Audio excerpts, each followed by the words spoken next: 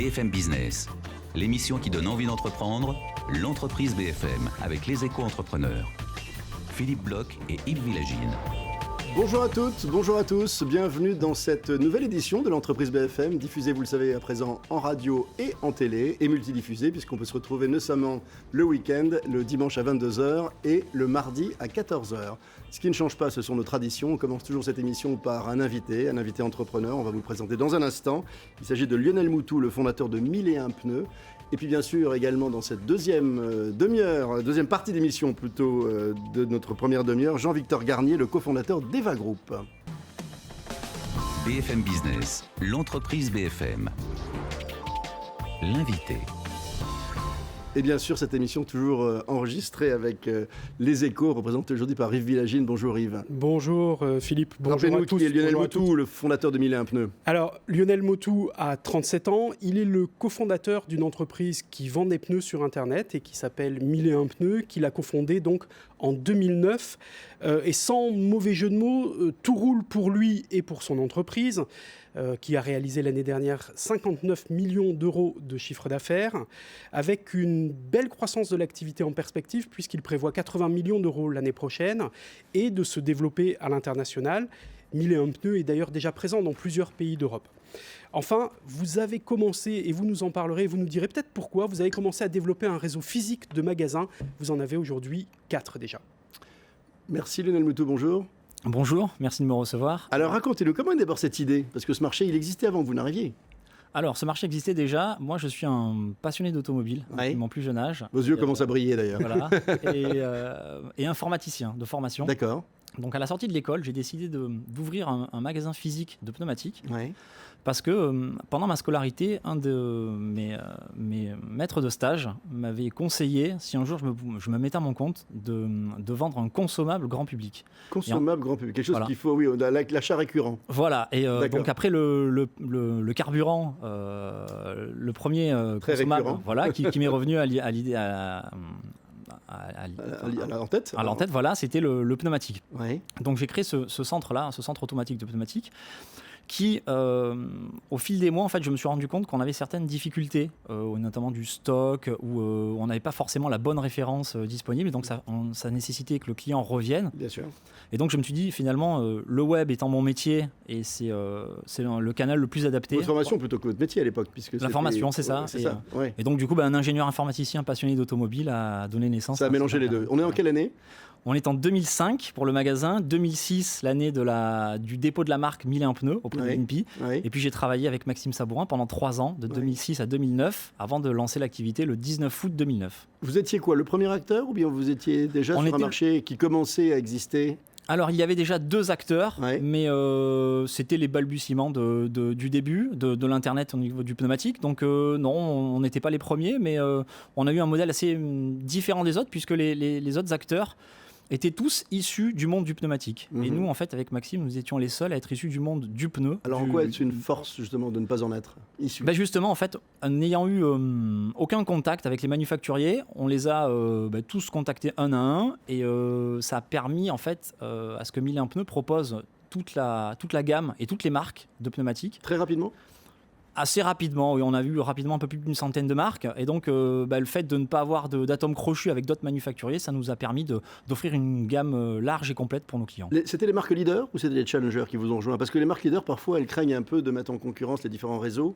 Elles vont pas forcément, en tout cas, elles ont sans doute hésité à aller sur le web, non ? Absolument. Alors les marques leaders, on les a eues en dernier. En fait, on a commencé par les marques comme Sephora aux États-Unis, qui a développé ses propres marques parce qu'aucune grande marque de la cosmétique ne voulait les rejoindre à l'époque. Voilà, on a eu un petit peu le même début, voilà, avec les marques intermédiaires, les marques premier prix au démarrage, puis les grandes marques entre guillemets nous ont rejoints un petit peu plus tard. Et qui sont vos clients ? Plutôt des professionnels ou plutôt du grand public ? Mais qui achète ces pneus ? Oui. Alors, chez 1001 pneus, nous avons un peu plus de 900 000 clients, et 95% de nos clients sont des clients particuliers.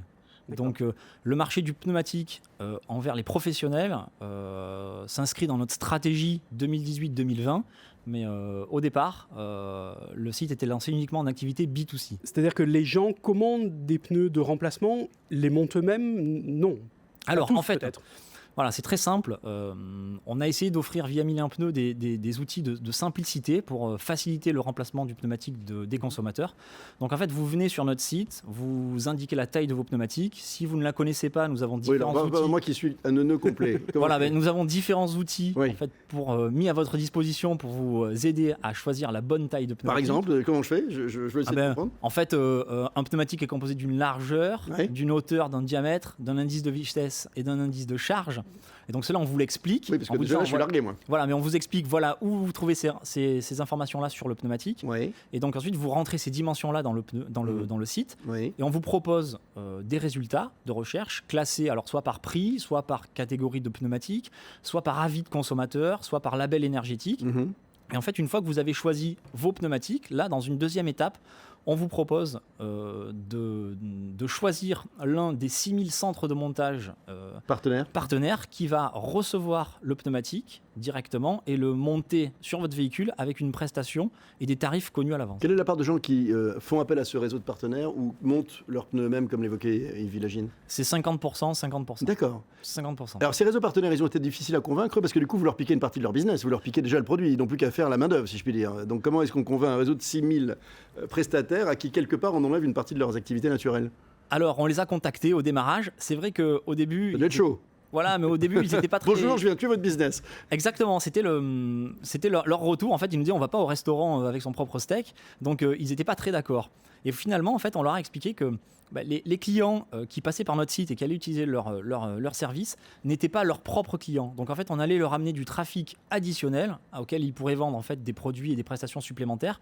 Et donc finalement, en fait, on leur volait pas leurs clients. Mais ça, c'était, pardonnez-moi, mais Lionel, c'était une conviction que vous aviez au départ, mais elle s'est validée. Elle s'est validée puisque maintenant, en fait, depuis 2 ans, nous ne sommes plus à la recherche de nouveaux centres de montage, mais c'est eux-mêmes qui nous appellent et qui demandent de s'inscrire directement sur notre plateforme. Les tarifs, par exemple, sont négociés avec eux quand on va sur votre site, on a amené directement vers eux. Est-ce que vous les avez sélectionnés, j'imagine, sur quels critères et comment ça fonctionne ? Alors les tarifs sont libres, ils se mettent uniquement en concurrence entre eux, mais grosso modo les prestations aussi entre 12 et une quinzaine d'euros pour un montage complet sur votre véhicule. Et dernière question, pardonnez-moi Yves, parce que je sais que vous lui également en posez plein, mais du coup quel est mon intérêt à moi ? J'achète, ça coûte moins cher, j'imagine que c'est ça la praticité finalement, que si le gars qui monte mes pneus les a, moi ça m'est égal qu'il les ait ou pas, dès lors qu'ils sont disponibles.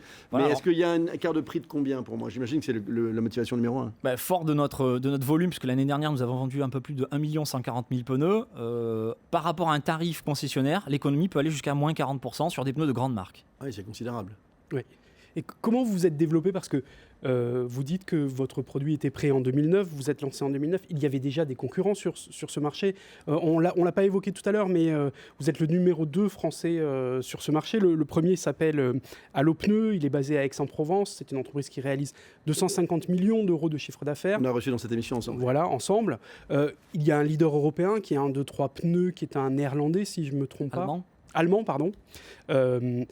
Comment vous faites-vous pour vous distinguer et comment aller sur un marché déjà mature, sur des marchés européens où il y a beaucoup de concurrence ? Quelle est votre valeur ajoutée ? Donc le choix, parce que les 2 concurrents que vous avez cités, en fait, ont plutôt un modèle de stock à la base, donc ils stockent 80-90% des commandes qu'ils vendent. Nous, en fait, nous avons créé un maillage au niveau de tous les grossistes européens, et en fait, nous récupérons le stock de 80 grossistes toutes les 30 minutes, et en fait, ça nous permet en fait d'offrir un plus large panel, une plus longue profondeur de gamme, afin en fait d'offrir le maximum de choix à nos clients. Ce n'est pas votre stock, c'est celui des grossistes, du coup. Alors, nous fonctionnons en mode hybride. En fait, nous, ça sera plutôt le 20-80 dans l'autre sens. Nous stockons uniquement 20% de ce que nous envoyons. Les références les plus vendues. Les références les plus vendues, et c'est surtout pour offrir un meilleur prix au niveau de nos clients, mais c'est surtout aussi pour offrir une continuité de disponibilité. Mais est-ce qu'il n'y a pas là, Lionel Mouton, un problème d'accumulation des marges ? Comment arrivez-vous à faire moins 40 quand on rajoute en plus la marge du grossiste, qui lui aussi doit gagner sa vie, votre marge, la technicité d'un site web. Alors, mais justement, on y arrive. Ou alors on se dit vraiment les pneus, on a bien fait d'attendre un peu parce qu'on les achète très cher depuis toujours quand même. On se dit il y a quand même un bug là. Mais c'est là qu'intervient notre spécificité avec Maxime, c'est que nous sommes ingénieurs informaticiens et donc toute la structure Mille et un pneus est développée en interne. Nous n'utilisons aucune solution sur le marché. Le site internet, l'outil d'analyse de prix, l'outil de comptabilité, tout est développé en fait en interne et donc ça nous permet d'avoir une structure plus légère, plus tournée vers le consommateur, proposer le plus de services possible, le plus de solutions qui peuvent permettre d'effectuer un achat en toute confiance. Et c'est ce qui nous a permis notamment d'être numéro 1 de la satisfaction client, par exemple. Ah oui, auprès de qui ? Auprès des 2 organismes indépendants en fait, qui auditent toute la profession. Et donc, en moyenne, quel délai entre j'ai mesuré mes pneus, j'ai tout compris, je l'ai commandé, et ils arrivent où ? Ils arrivent d'ailleurs chez le prestataire ou chez moi, c'est ça l'idée ? Tout à fait. L'un ou l'autre selon le choix que je fais. Voilà, alors 94% des commandes arrivent sous 48 heures. Moyennant supplément, nous pouvons proposer une livraison en 24 heures. Et puis, je vous annonce quelque chose ici sur ce plateau en exclusivité. Ah, on aime bien ça. Voilà. Depuis 4 mois, en fait, nous sommes en phase de test pour proposer de la livraison super express. Donc, une commande avant 11h du matin sera livrée l'après-midi. Pour l'instant, ça fonctionne dans près d'un département sur 2. Moyennant quel type de frais de livraison ou d'abonnement ? Est-ce que vous allez nous faire un package façon Amazon Premium et Non, pas du tout. Chez Michelin Pneus, en fait, on propose tous les services à la carte. Donc, c'est le client qui sélectionne ce dont il a besoin au moment où il en a besoin. Pourquoi ça ? Parce qu'il y a des gens qui ont... Enfin, parce que de deux choses une, j'ai envie de dire, oui. Je n'ai pas de voiture, donc je suis le mauvais exemple, absolument. Mais soit j'ai crevé, j'ai besoin de nouveaux pneus, soit j'ai un peu de temps pour attendre mes pneus. Ça fait 20 ans qu'ils sont usés, je peux peut-être attendre, ou 2 ans qu'ils sont usés, je peux peut-être attendre un petit peu. D'où vient cette motivation ? Mais tout à fait, c'est justement pour justement capter le marché de l'urgence. Où certaines personnes, quand vous crevez tout de suite, ou quand vous partez en vacances le samedi et que vous vous rendez compte que le vendredi, vos pneumatiques sont à changer, vous ne pouvez pas vous permettre d'attendre 48 heures. Donc et vous avez identifié sur le marché français physique des points de vente qui justement n'ont pas cette capacité à proposer le bon produit parce que leur pneu est assez rare et qu'eux n'ont pas ce modèle-là, parce qu'ils n'ont pas justement la possibilité d'avoir tous les stocks. Ben là justement c'est l'expérience en fait de nos propres magasins où on se rend compte en fait des limites aussi de la distribution physique. De stock. Tout à fait. De stock et de choix pour le client. On parlait de vos propres magasins. Ouais. Qu'est-ce qui vous pousse justement à avoir vos propres magasins ? Aujourd'hui vous en avez 4, vous comptez le développer ou pas, et pourquoi en avoir ?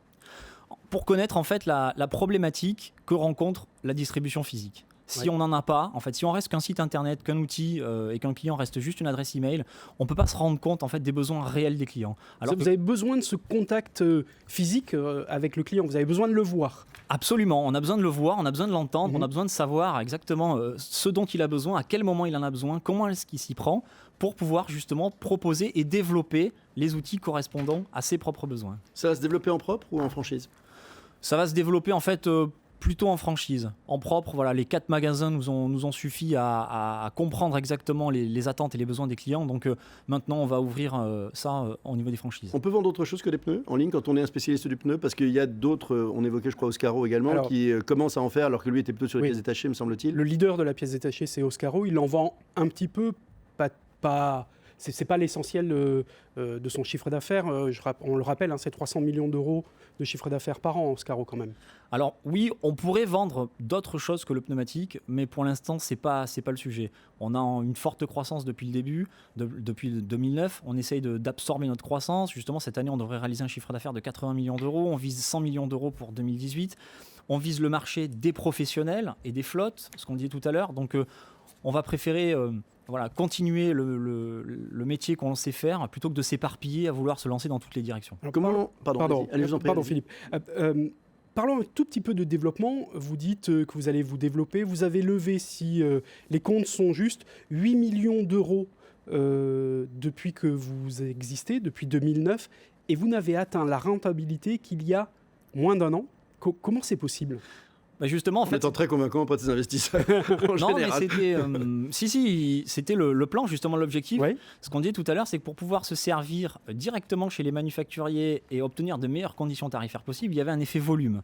Et en fait, l'effet volume, on a dû justement privilégier la croissance à la rentabilité. Et donc, c'est pour ça que dans la première partie de la vie de l'entreprise, la rentabilité n'était pas l'objectif principal. Oui, mais c'était plutôt le volume. Lionel Moutou, vous avez raison, mais je le répète, soit on trouve un investisseur qui est patient, qu'on arrive à convaincre que le business plan est écrit ainsi, soit il peut se lasser, soit on est riche et on a besoin d'investisseurs. Ça a été un accord dès le départ. Vous saviez que la route serait longue avant d'atteindre l'équilibre ? On est conforme à nos business plans, donc c'était connu et écrit d'avance, et on est même légèrement en avance. Donc, l'international commence ? L'international commence avec l'Espagne, le Portugal et les pays du Benelux. Un marché qui est déjà développé. Vous êtes un premier entrant, vous êtes un challenger aujourd'hui ? En Espagne, on doit être pas loin d'être le numéro 1. Déjà, oui, parce qu'il y a peu d'acteurs. Portugal et le Benelux, non, il n'y a pas d'acteurs principaux. C'est plutôt les acteurs français ou allemands qui exportent. Comment ça s'appelle en Espagne ? 1001 pneus ? 1001 Pneumaticos, la traduction de 1001 pneus. Et quelles sont vos prochaines cibles ? Pour l'instant, on va se concentrer sur les pays du Benelux, ce que je disais tout à l'heure, et puis proposer le maximum de services encore pour ces pays-là, parce qu'on propose quand même moins de services que pour la France, donc ça nécessite du travail supplémentaire. Si on vient sur la partie strictement entrepreneuriale de l'aventure, quels étaient les moments les plus excitants de cette aventure? Ou les plus excitants au sens difficile, ou au contraire de grands succès, de grandes difficultés surmontées? Non, tous les jours c'est une aventure. Voilà ce qu'on dit, on a écrit des business plans assez ambitieux, on les réalise, tout se passe à merveille, on a la confiance encore de nos... Il y a quand même eu des moments difficiles. Il y a quand même eu des moments difficiles. C'était quand? C'était surtout au début, quand je travaillais depuis ma salle à manger avec mon épouse. Là, c'est pas le garage, là, c'est la salle. Voilà, ça peut être un garage, c'était la salle à manger de mon petit 29 mètres carrés. Donc là, c'était pas évident. Il fallait mélanger. Il y avait la vie privée, la vie du travail, mais non, ça a été une bonne expérience. Et puis, si c'était à refaire, je referais exactement la même chose. Associé, c'est compliqué? Non, c'est pas associé si vous avez le bon associé. Voilà, nous, on est complètement en phase. On est complètement indépendants, chacun a sa propre spécialité, et donc du coup en fait on ne marche pas les uns sur les autres, donc c'est même important. Je pense que tout seul, ni lui ni moi aurions le succès qu'on a eu aujourd'hui. Vous êtes inspiré d'expériences internationales, non françaises au départ ou pas? Et est-ce qu'il y a aujourd'hui, puisque j'imagine que vous regardez un peu tous les marchés, est-ce qu'il se passe encore des choses? On a un peu le sentiment que la plupart des créneaux évidents sont pris. Je me trompe peut-être complètement. Mais est-ce que vous faites cette analyse, ou est-ce que vous voyez émerger de nouveaux d'achats de produits dont on ne pensait jamais qu'ils seraient achetés en ligne? Le pneumatique en fait partie, je pense un petit peu à l'image de l'hôtellerie. Personne n'y croirait. Voilà, un petit peu comme à l'image de l'hôtellerie, où moi je me souviens encore quand on prenait les pages jaunes et puis qu'on appelait des hôtels sans savoir s'il y avait des chambres de disponibles. Le pneumatique en fait, voilà, au départ ça paraissait peut-être pas si évident que ça parce qu'on avait besoin d'un réseau de garages pour effectuer la pose. Et puis finalement en fait, le web représente aujourd'hui 15% des ventes. J'allais vous demander en fait, j'ai même pas eu du tout d'idée de ce que ça représentait aujourd'hui, 15%. 15% des ventes, voilà, et moi j'estime, avec certains aussi autres manufacturiers, que le canal web pourrait représenter jusqu'à 30 ou 35% des ventes. Donc on est loin encore du modèle où voilà, c'est juste une petite partie de la distribution. On a l'impression quand même que les indépendants avec lesquels vous travaillez pour la pause, il y en a de moins en moins aujourd'hui. Est-ce que c'est le cas ou est-ce que c'est juste une impression? Ah non, c'est juste une impression. En fait, on a de plus en plus parce que les indépendants, en fait, ont subi la concurrence des réseaux des distributeurs, de manufacturiers et puis de la grande distribution. Et donc, en fait, ils ont un petit peu perdu le marché du pneumatique. Et grâce à nous, en fait, et grâce au canal web, en fait, on peut leur ramener du trafic en leur disant, voilà, vous allez peut-être pas vendre le pneumatique, mais en fait, vous allez peut-être effectuer la pose et puis reconquérir des clients. Donc, et comment vous distinguez par rapport à de grands réseaux? Parce que sur ce marché de la réparation automobile, il y a quand même aujourd'hui de grands réseaux qui promettent des pauses, des montes en 1 heure. Oui, mais alors ils proposent en fait une monte en 1 heure sur moins de références, et puis le plus grand réseau de distributeurs possède 500-600 points de vente. Nous, avec 6000 points de vente, avec nos garagistes, en fait, l'union fait la force, et on arrive à être plus proche du client et à offrir plus de proximité. Vous continuez à recruter ce réseau, ou bien il est aujourd'hui optimal par rapport à la couverture du territoire que vous souhaitez? Non, tous les jours, en fait, on a des garagistes qui nous appellent pour s'inscrire et puis on les prend Est-ce avec que plaisir. vous en faites partir? Je ne sais pas, c'est pas méchant que de dire que parfois les garagistes ont une réputation particulière pour certains d'entre eux. Est-ce que vous êtes sensible à ces critères? Est-ce que les choix que vous faites de vos partenaires sont liés justement à des aspects de réassurance, de confiance? Parce que la confiance, c'est un gros problème, je crois, sur ce secteur. Exactement. Alors oui, on a des inscrits, mais ça reste quand même assez rare, uniquement quand il y a de gros problèmes.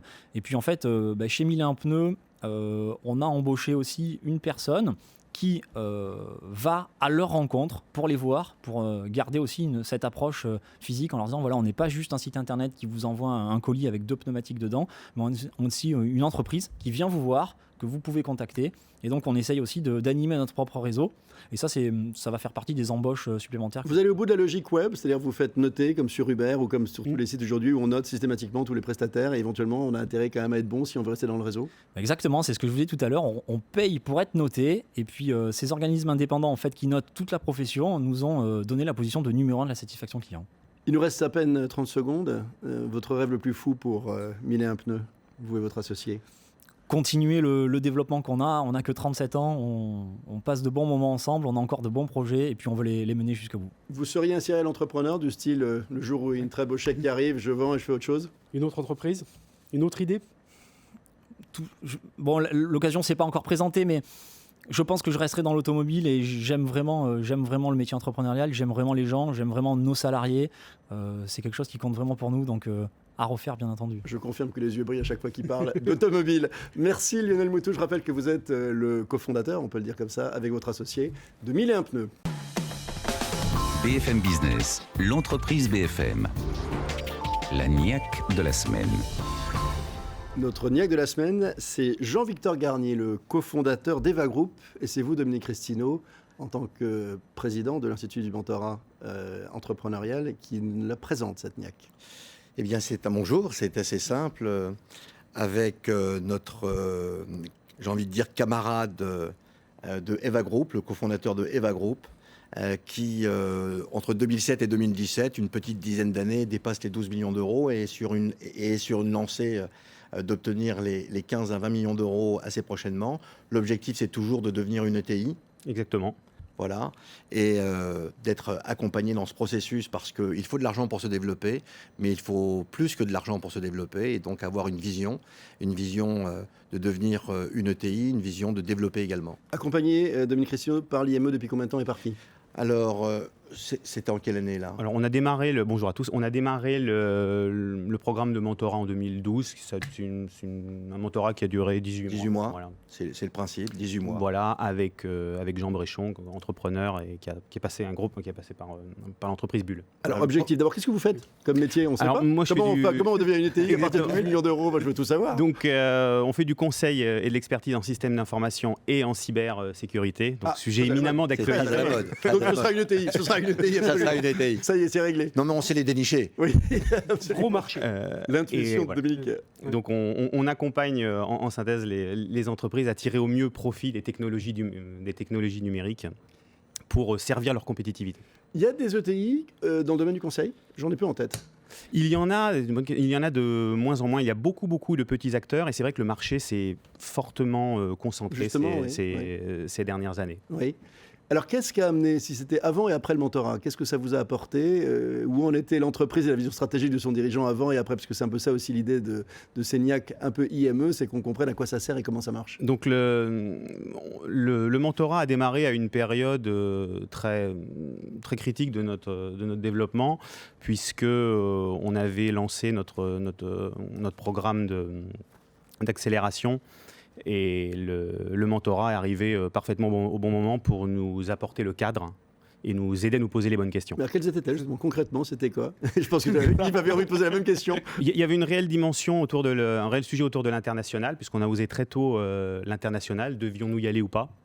Finalement, on y allait très tôt et ça s'avérait être un succès. Vous avez levé le doute ? Pardon Yves. On est présent principalement en Asie, mais aussi à Singapour et Ho Chi Minh. Donc il y a 25 personnes maintenant. Puis aux US et on vient d'ouvrir en Afrique. Pour qu'on comprenne bien, moi je suis obsédé par à quoi sert l'IME. Qu'est-ce qui a permis de lever les interrogations sur l'international justement avec ce mentorat ? C'est les questions que le mentorat nous a permis de nous poser sur notamment la capacité d'investissement, sur le pilotage, l'encadrement, le management associé. C'est vrai que l'international représente un certain ticket d'entrée. C'est compliqué, c'est coûteux, c'est souvent plus long qu'on pensait. Et on n'a pas beaucoup de cartouches à griller. Alors aujourd'hui, ça fait combien de temps ? Dominique, allez-y. Oui, l'IME, l'Institut du mentorat entrepreneurial, est parti il y a une douzaine d'années maintenant. Je l'ai fondé au sein de la Chambre de commerce de Paris-Île-de-France. Ce qu'il faut savoir, c'est que partir à l'international, c'est un sujet, mais c'est un sujet coûteux. C'est ce que tu disais. Et en même temps, il y a une véritable préparation à avoir. Et c'est un service que nous avons au sein de la Chambre de commerce de Paris-Île-de-France, où on sait accompagner les entreprises, je dirais pas forcément pour leur faire des voyages touristiques business, ça c'est très bien, mais également pour appréhender ce marché étranger ou les marchés étrangers. Et donc là, c'est la partie où l'entrepreneur, mentor, qui va accompagner dans le développement de l'entreprise, là, Eva Group en ce qui nous concerne, de pouvoir travailler sur le questionnement, effectivement, de savoir qui est qui et qui est capable d'y aller, parce qu'on peut en rêver, mais c'est pas forcément facile d'y aller quand même, malgré tout. Et c'est cette confrontation entre entrepreneurs qui permet effectivement de savoir qui on est, ce qu'on veut. On est toujours dans ce rapport d'entrepreneur d'entrepreneur à entrepreneur, où le mentor n'est pas là pour donner des conseils. Le mentor est là pour être dans la confrontation, bien sûr positive, mais pour amener l'autre entrepreneur, le mentoré, à se poser les bonnes questions. En réalité, c'est de savoir qui il est. Une dernière question, il nous reste juste une minute. Une ETI, ça se définit à la fois par des chiffres de salariés, de chiffres d'affaires. Pour y arriver, quelle stratégie ? Il y aura de la croissance externe, puisque vous évoquez le regroupement de toutes ces boîtes de conseil. Ce sera uniquement l'international. Quels vont être les grands axes de votre stratégie pour atteindre l'ambition d'être une ETI ? L'ETI passe par plusieurs leviers. En effet, l'international est un levier principal qui vient soutenir et qui vient en complément de la croissance organique. Et aussi, les croissances externes sont encore à l'étude. Yves, une dernière question très vite. À l'international, vous privilégiez quel type de stratégie ? Plutôt accompagner vos clients dans les pays où ils sont présents, ou vous allez chercher de nouveaux clients, ou les deux ? Enfin, vous commencez par quoi ? Alors, initialement, c'était en effet pour pouvoir accompagner les clients que nous avions en France. Et grosse surprise, on a gagné des nouveaux clients à l'international que l'on a pu ensuite réimporter, je dirais, en France. Et donc ça, c'était très plaisant. Merci à tous les deux. Jean-Victor Gagné, je rappelle que vous êtes le cofondateur d'Eva Group, Dominique Restineau, le président de l'IME, qui régulièrement nous amène des pépites. Merci encore. On marque une pause et on se retrouve juste après la pause pour Entreprise et Capital. Restez avec nous sur BFM Business, à tout de suite. BFM Business, l'entreprise BFM. L'émission qui donne envie d'entreprendre.